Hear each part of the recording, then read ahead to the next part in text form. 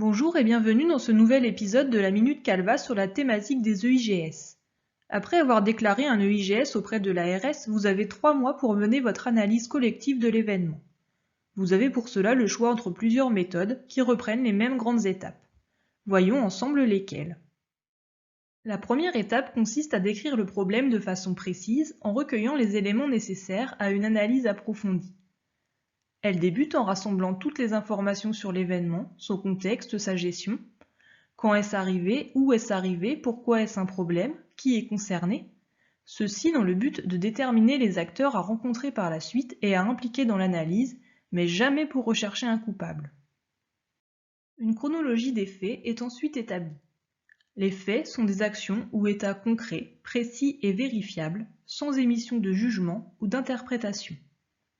Cette chronologie est établie via la rencontre de l'ensemble des acteurs de l'événement. Ceci doit se faire suffisamment rapidement après l'événement pour éviter l'oubli, mais une fois que la pression est redescendue, pour laisser une certaine distance émotionnelle. Lors du recueil des récits, il faut savoir allier confidentialité et suppression de la méfiance entre les personnes interrogées, instaurer un climat de confiance. De plus en plus, on parle de l'intérêt du recueil du témoignage du patient ou de ses proches. Celui-ci a une vision globale de son parcours de soins, complémentaire de celle des professionnels. Il peut aussi avoir identifié des facteurs contributifs et des actions d'amélioration. Avoir ce récit est une plus-value, mais son absence n'est pas un obstacle à l'analyse. Les données recueillies doivent ensuite être croisées et validées par l'ensemble des acteurs pour obtenir un consensus. Puis on détermine le mode de détection et ou de récupération, d'atténuation. Un mode de détection fortuit peut parfois devenir une règle à mettre en place et à généraliser. On note les actions correctives immédiates mises en œuvre.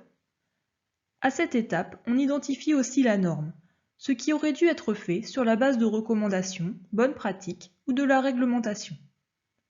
Cette étape est conduite sur le terrain, en amont de la réunion collective, par le pilote de l'analyse, conjointement avec un expert métier, notamment pour l'identification de la norme. Le pilote de l'analyse doit être formé, maîtriser la méthode et être indépendant de l'événement pour ne pas être juge et partie.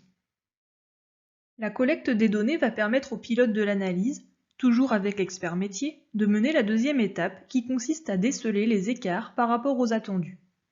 Pour chaque action qui a été réalisée, ils devront déterminer quelle est la norme attendue, a-t-elle été respectée, et sinon, quel a été l'écart par rapport à cette norme. Cela permet d'identifier les causes immédiates, ce qui sera le point de départ à l'analyse approfondie des causes. Ces deux étapes ont ainsi préparé la troisième qui se déroule sous forme de réunion collective avec l'ensemble des professionnels impliqués dans l'événement et concernés par la prise en charge du patient. La pluridisciplinarité de cette réunion permettra de se munir de tous les points de vue. Pour chaque cause immédiate, il s'agit d'identifier les facteurs contributifs selon les 16 dimensions décrites dans le schéma de Rhizon vu dans l'épisode précédent. Attention de ne pas vous cantonner à la recherche de dysfonctionnement. Un facteur contributif n'en est pas nécessairement un. Il s'agit d'éléments d'organisation qui, pris séparément, n'auraient pas forcément causé l'erreur, mais dont celle-ci a découlé dans le contexte particulier de l'événement. Il existe des outils d'aide au questionnement qui permettent de lister ces facteurs de façon systématique et exhaustive. Au cours de la réunion d'analyse, la parole doit être totalement libre. Le tout doit être mené dans un climat de bienveillante neutralité et dans un contexte non sanctionnant. Aussi, il faut envisager que la présence de la direction ou d'encadrants lors de la réunion d'analyse pourrait bloquer la parole de certains professionnels. Néanmoins, la direction doit montrer son soutien à la réalisation de cette analyse, être informée des conclusions, et peut intervenir dans le choix et la réalisation des actions. Au cours de cette même réunion collective, on évalue si l'événement était évitable en déterminant si l'établissement avait prévu des barrières. Il en existe deux types. Les barrières de prévention qui doivent éviter un tel événement de survenir, les barrières de protection pour en limiter la gravité.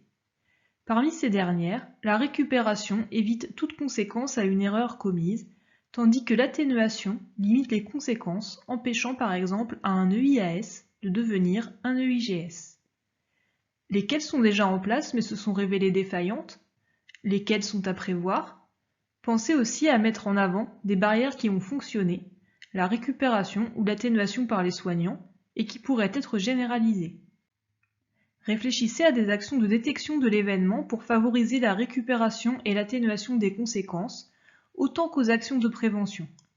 En effet, l'amélioration de la sécurité du patient repose plus sur la détection précoce des complications que sur l'évitement définitif de tout incident. Il existe 3 catégories de barrières, humaines, techniques et organisationnelles. Pensez à réfléchir les actions en équipe avec les personnes au plus proche du terrain. La vigilance du patient est aussi une barrière. Des actions en faveur de l'information de celui-ci permettra de l'activer. Il s'agit ensuite de sélectionner les solutions proposées et de les formaliser au sein d'un plan d'action. Hiérarchiser les solutions en fonction de leur impact, efficacité, stabilité, généralisation possible, mais aussi de l'effort nécessaire à leur mise en place, qu'ils soient humains, financiers ou institutionnels. Des solutions réalisables sont toujours préférables à des solutions idéales qui ne seront jamais déployées faute de personnel, de matériel ou d'adhésion. Pensez aussi à renforcer des barrières déjà existantes. Accompagner une action corrective lourde d'une action simple et visible rapidement pour jouer sur la motivation des personnes.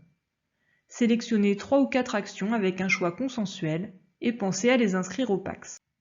Nous vous proposons à titre d'information de télécharger un tableau avec des exemples d'actions classées en fonction de leur force ou impact. Le lien est disponible dans la description de cette vidéo. Formalisez votre plan d'action. Évitez le yaka, faucon. Lors de la rédaction, toujours penser pilote, contributeur en les informant, délai et bien sûr suivi des actions et de leur efficacité via des indicateurs. L'analyse systémique est un des maillons de l'apprentissage par l'erreur. Il faudra donc tirer un maximum d'enseignements du travail accompli pour éviter que la même chose arrive à d'autres professionnels. Cela passe par une communication à plusieurs niveaux. Le déclarant de l'événement et les professionnels concernés seront informés des suites données à l'événement. La direction et les instances seront informées pour qu'elles aient connaissance des caractéristiques des EIAS survenant dans la structure et des actions à mettre en œuvre. Un retour au patient ou à ses proches doit aussi être envisagé. Un partage d'expérience sera communiqué à minima à tous les professionnels concernés par la pratique en lien avec l'événement et idéalement à l'ensemble de la structure. Différents supports peuvent être utilisés: affichage, bulletin d'information, réunion, briefing, en veillant à l'anonymisation des éléments fournis. Pensez à y mettre en avant les bonnes pratiques et les actions à entreprendre pour favoriser l'adhésion. Et parce que ce qui s'est passé chez vous peut arriver ailleurs, l'expérience peut être partagée à plus large échelle lors de congrès, colloques. Elle le sera pour les événements les plus graves via des fiches rétex nationales grâce à vos déclarations auprès de l'ARS. Et lorsque votre analyse d'un EIGS est terminée, il est temps de compléter le volet 2 de votre déclaration auprès de l'ARS. Cela sera le sujet de notre prochain épisode.